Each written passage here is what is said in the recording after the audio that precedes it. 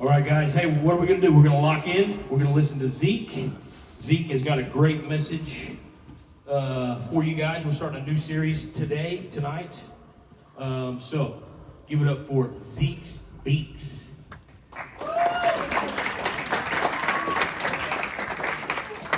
Yeah, so like Cody said, we're starting a new series. So this week is going to be my turn. I'm up this week, and then next week, Addie, you guys know she was just on stage, then she's going to be up. And so we're going into a new year this year, 2025. It's all new. And we've been as a pulpit at least, we've been at school for the last 2 days. And I can already say I wish we were already to summer, already back on break, because school is pretty exhausting. You're around a lot of people. Some of them you may not get along with. Some of them you do. You get along with them great, and that's good for you and everything you stand for. So the Help Project is actually something that Fellowship Church did a few years back. And so they came out with this help book. This is what kind of me and Addie are starting to base our messages off of. We got to read this, and it has a lot of good chapters. It has a lot of good concepts that directly relate to teenagers in today's world. And obviously, it's sad to say, but now in 2025, Christianity isn't always at the top. In the past, even like in Oklahoma, we've been in the Bible Belt, right? And so here, it's a lot different than some other places. But we're seeing on the news different things and these attacks and these things on Christianity directly, and we have to kind of find ways to be the light and to be better in our society.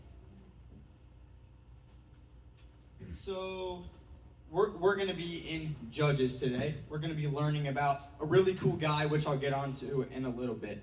And so in Judges 6, 1 through 5, it says, "The Israelites did evil in the eyes of the Lord, and for 7 years he gave them into the hands of the Midianites. Because the power of Midian was so oppressive, the Israelites prepared shelters for themselves in mountain clefts, caves, and strongholds. Whenever the Israelites planted their crops, the Midianites," another group of people, and other eastern people invaded the country. They camped on the land and ruined all the crops all the way to Gaza, and did not spare a living thing for Israel. Neither sheep, nor cattle, nor donkeys. They came up with their livestock in their tents like swarms of locusts. It was impossible to count them or their camels. They invaded the land to ravage it." So in this, it's talking about Israel, which is the Holy Land. God gave that to us as the Holy Land. And it's talking about these Midianites and the other groups coming in and invading that. These Israelites are going in and they're putting in all the work. I know a lot of us here are probably not farmers. We're in Sepulpa, Oklahoma, right? So we can't directly relate to this. But I would say that it's like if you're in school and you go and you have this essay due, and you're putting all your work into it. You're doing this. You're putting all your effort. You're doing all the studying. You're doing all the work. You're putting it in. You might even be going in to see a teacher after class. And then all of a sudden, someone comes in and they end up stealing that essay. They get the grade. They get the payout. They get whatever you came and put all the work on in the front side of that.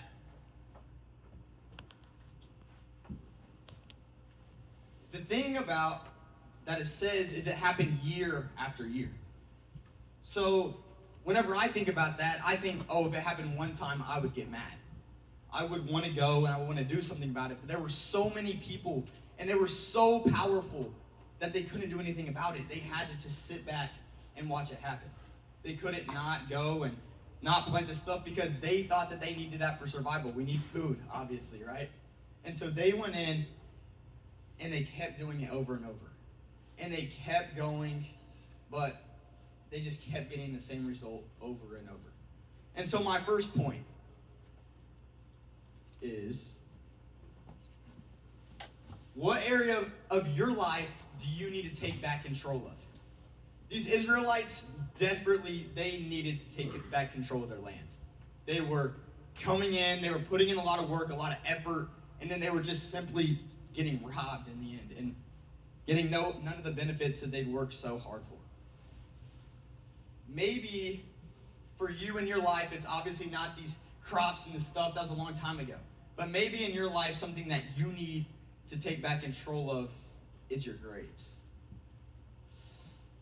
Something kind of sensitive, I'm guessing, for some people in the room. Because grades are hard. School is hard. School is frustrating. And sometimes we get behind. We don't get in the classroom, do what we need to do. And so maybe you say, in 2025, I want to get my grades up. I want to take back control of that area of my life. Or for me, I do a lot of activities, right? I love sports. I do the FFA. I do this church stuff. So my schedule, it's a little busy. I have a lot of stuff going on. All while still trying to hold on to those grades. Still trying to have a lot of time with my family that I love so much.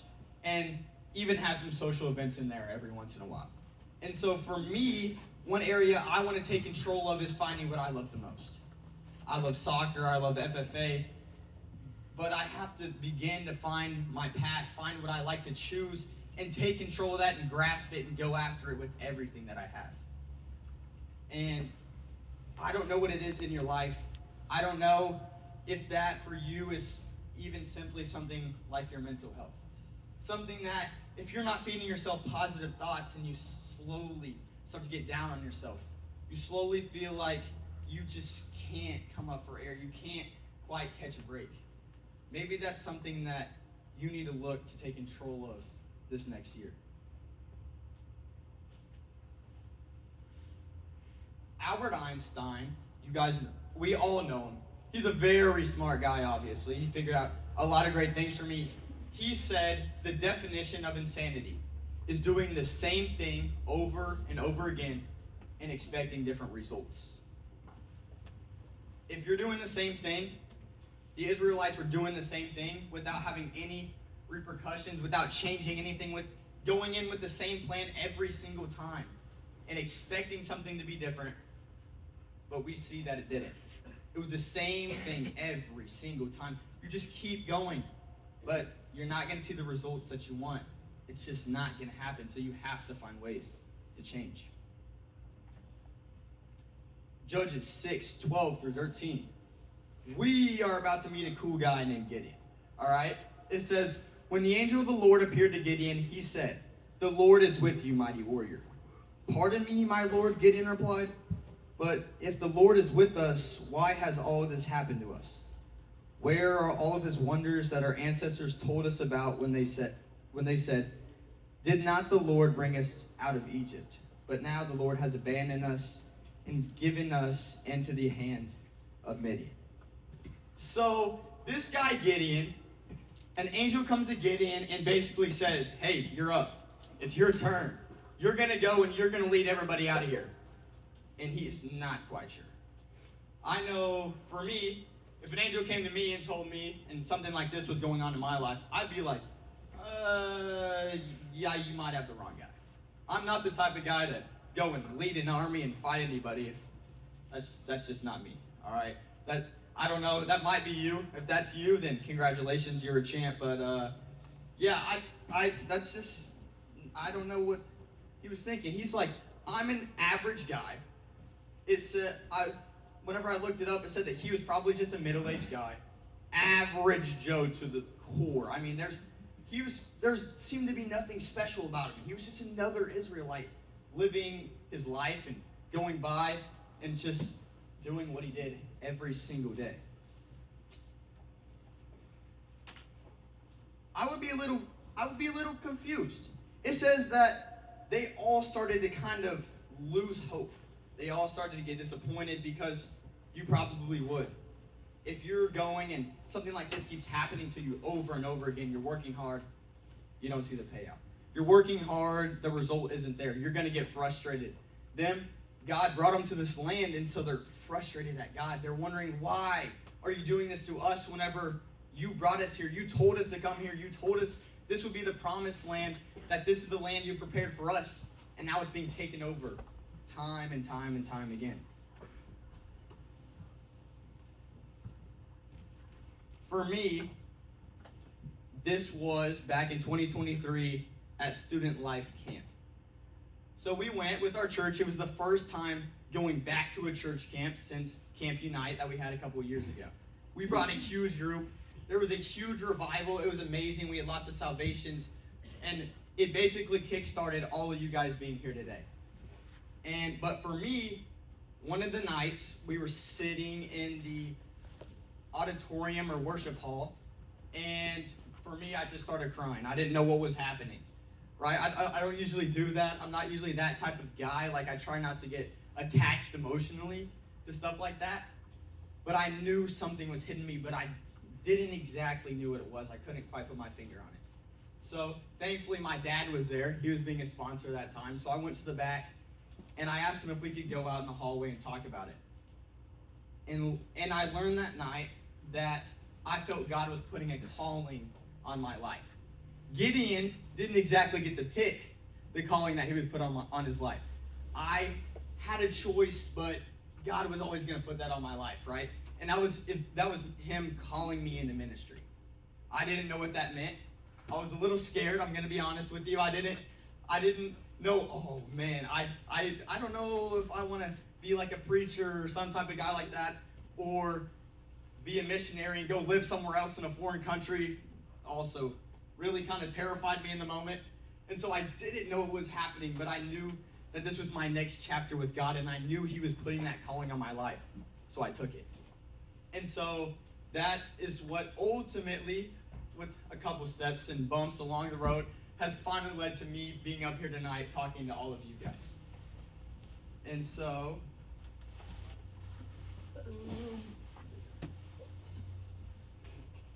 God won't put a calling on our life without being willing to help.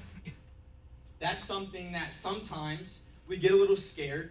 We know God is putting that calling on our life. We know there's something bigger, something greater, but you don't always trust him. You're not like,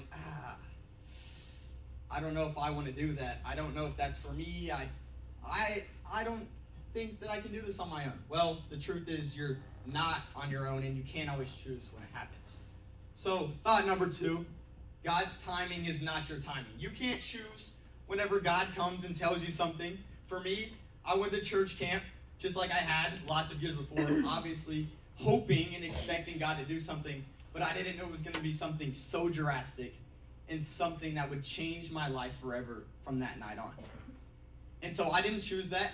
Gideon didn't choose this, but he found a way to take that, what God had put on his life, and move it on into his next chapter of his life.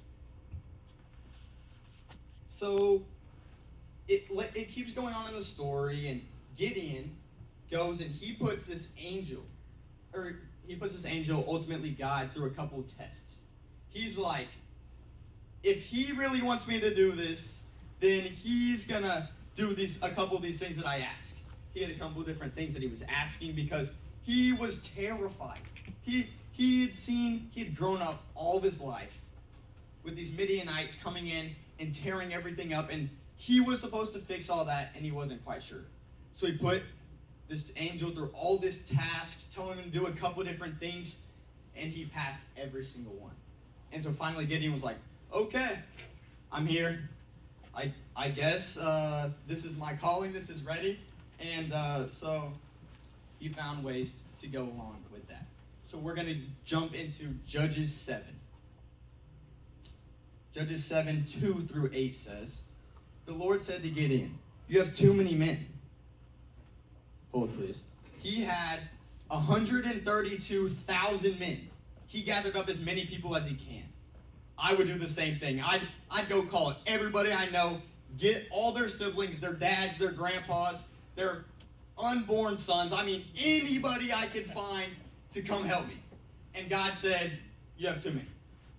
I can't deliver Midian into their hands, or Israel would boast against us. There's too many people. There's too many people. He needed to show that his strength was good enough. He went out to the army. He said, anyone who trembles with fear may turn back and leave Mount Gilead. That's where they were all at. They were stationed all there. So 22,000 men left, while 10,000 remained. So a lot of them left. A lot of us probably would say, yep, that's me.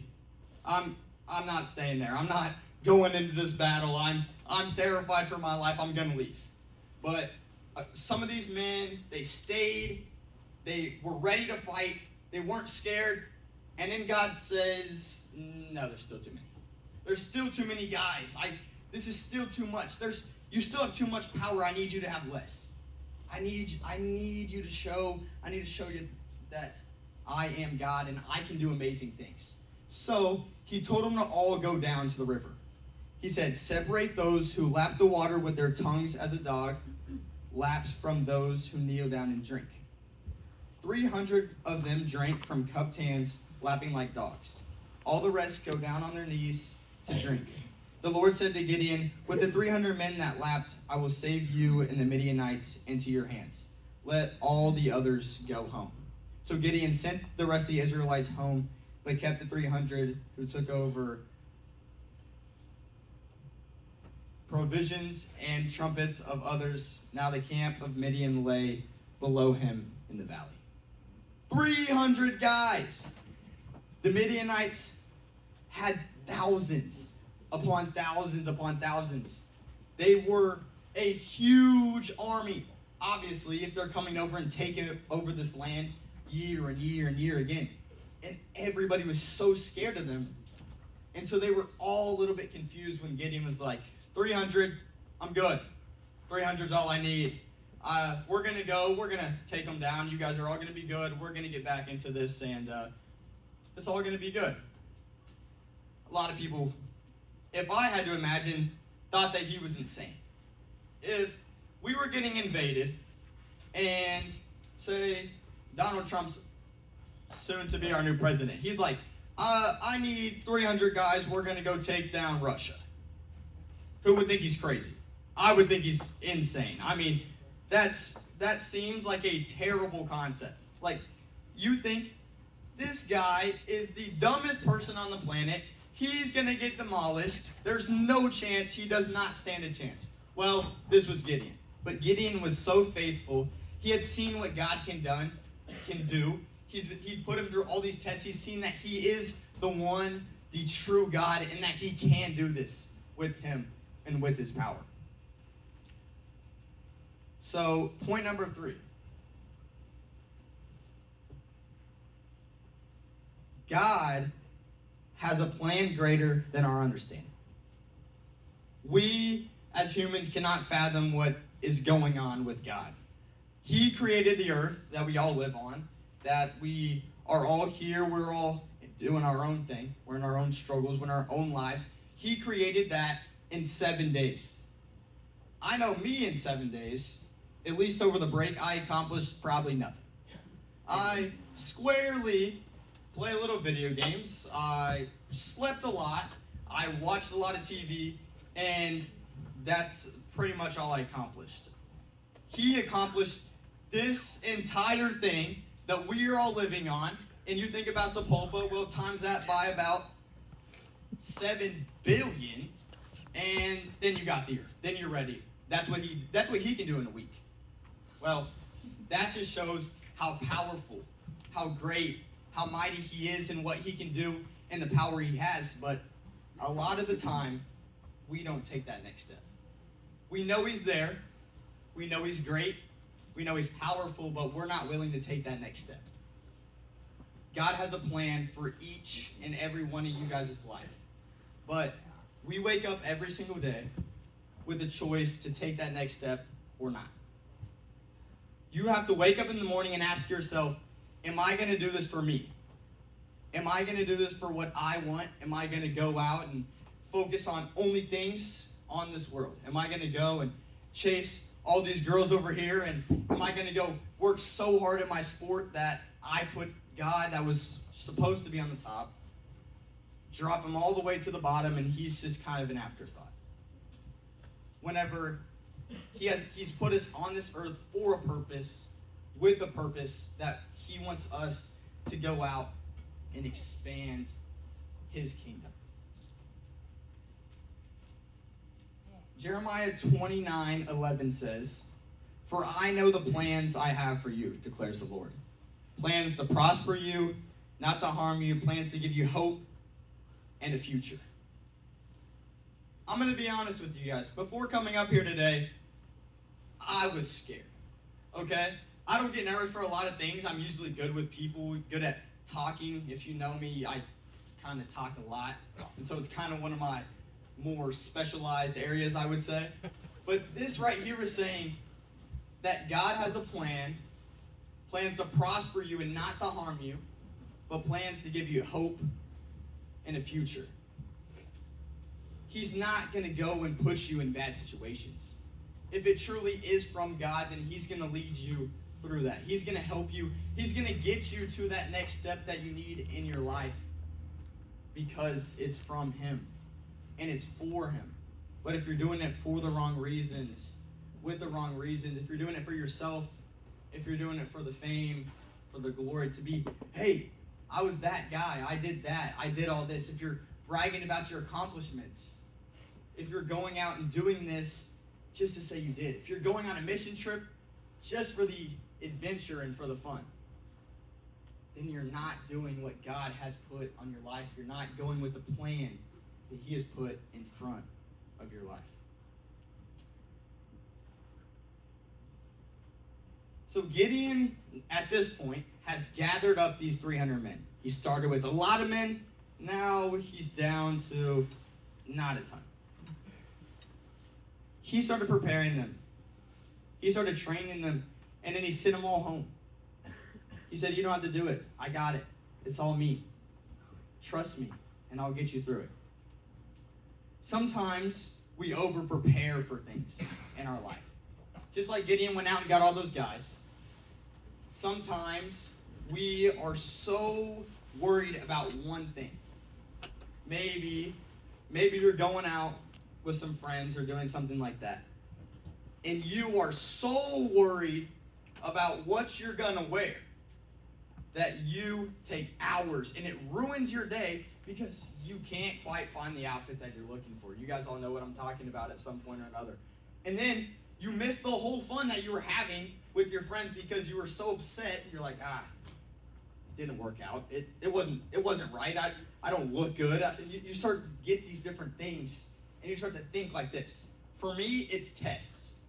Whenever I start to get stressed, I start to just study like crazy. And it drives me insane. I go so hard that I get to almost a breaking point and I'm so stressed out. For me, it was Spanish. I don't understand Spanish at all, to be honest. I took 2 years of Spanish and I can't tell you anything about it. Literally nothing. I can tell you probably what an egg is, what a chicken, hi to say hello, all these random things because I went and I just studied all the vocabulary words. I studied everything that I needed to pass the test instead of taking the whole experience and something that I could be using whenever I go on to a mission trip to Mexico. Because, yeah, I'm going to be pulling out the Google Translate because I'm useless for any kind of translation unless you're looking for some classroom school objects because that's about all I got. That's all I got because I focused so much on one thing and I got overcomplicated myself and I stressed myself out instead of taking in the whole experience and making it something fun and actually enjoyable for myself. Judges 7:22 through 25 says, when the 300 trumpets sounded, the Lord caused the men throughout the camp to turn on each other with their swords. The army fled to Beth Shittah toward Zerah as far as the border. Israelites from Naphtali, Asher, all Manasseh were called out and they pursued the Midianites.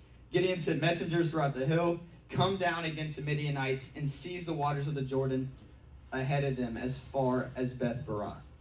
So all the men were called out and they seized the water of the Jordan as far as the Beth Barah.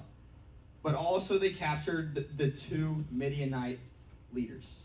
So they did it. They finally did it. They completed it with their 300 men. They defeated all the odds. They took them all over, and now they're back. They're saying he sent messengers to run for the hills to tell everybody it's over. We got it under control. So all those people that thought they were insane for sending all those people back home and thought they had no chance, now see, wow, there must be something bigger. I need something like Gideon. I need faith like Gideon's. I need that God that Gideon has because he's so powerful if he can lead them out of that.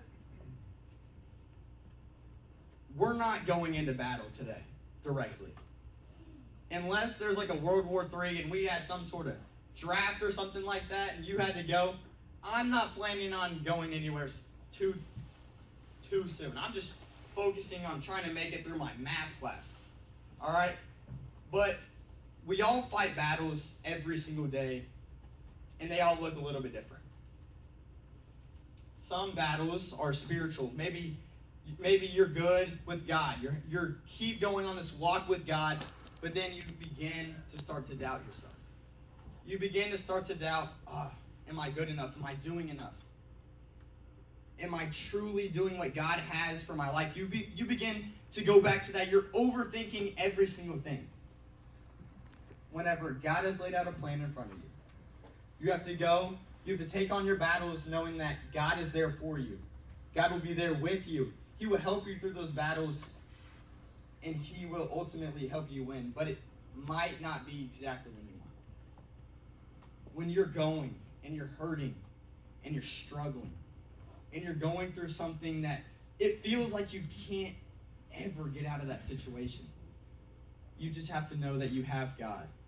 God will help you through it, but you have to be open. You have to be willing. I know a lot of us in this room, we're all teenagers. Something that I can tell you guys, I'm a teenager, and some of the people, like my dad preaches sometimes. He's the guy with the long curly hair, usually wearing a hat. He's interesting. He's a pretty good guy, I would say. But he can't tell you exactly what it's like to be a teenager. He did that long time ago. All right? Wasn't that long. Not that long ago, just a good amount of time. But I'm in here today. I go to the same school as a lot of you guys. I'm in the same classes as some of you guys. So trust me, I get it. It's hard. It sucks. Some days you wake up and you're like, I'm not getting dressed. I'm not going to school because I know that's how I feel a lot of the time. Maybe you have an early morning meeting. I can't tell you how many times I've been late to meetings that I needed to be at because I was so frustrated at everything else happening, or I was too tired, or I stayed up too late, and there's so much going on and you're fighting so many battles at the same time, and you're trying to do it all on your own. You can't do it alone. It's not possible. I think if I had to bet, I'd bet that most of you guys are all fighting battles in your own life right now. Maybe you go to school every single day and you put on an act and you put on a smile and you have fun with your friends. But when you get home, maybe there's something going on outside of your control, or maybe something within your control that you feel like you're just drowning in. You're taking steps backwards instead of forwards. You feel like you're stuck and there's no way that you can get out of that. But today, I can tell you that there is a light on the other side. There's someone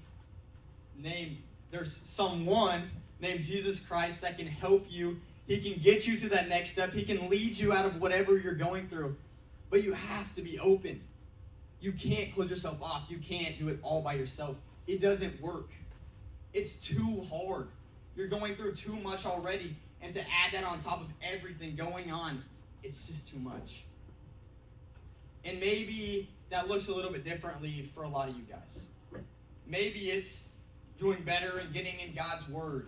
Maybe it's simply downloading the Bible app if you don't even have it, opening it up and starting a devotional. It takes like 5 minutes.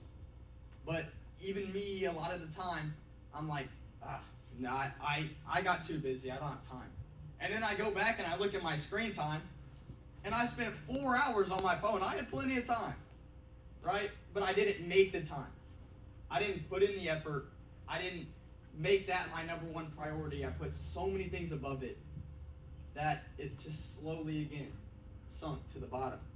And then here I am, going through my everyday life with all the stresses of being a teenager, and that on top, it's just piling on, and it just feels like I can't catch a break. So, I want everybody to bow their heads and pray with me. So, well, first,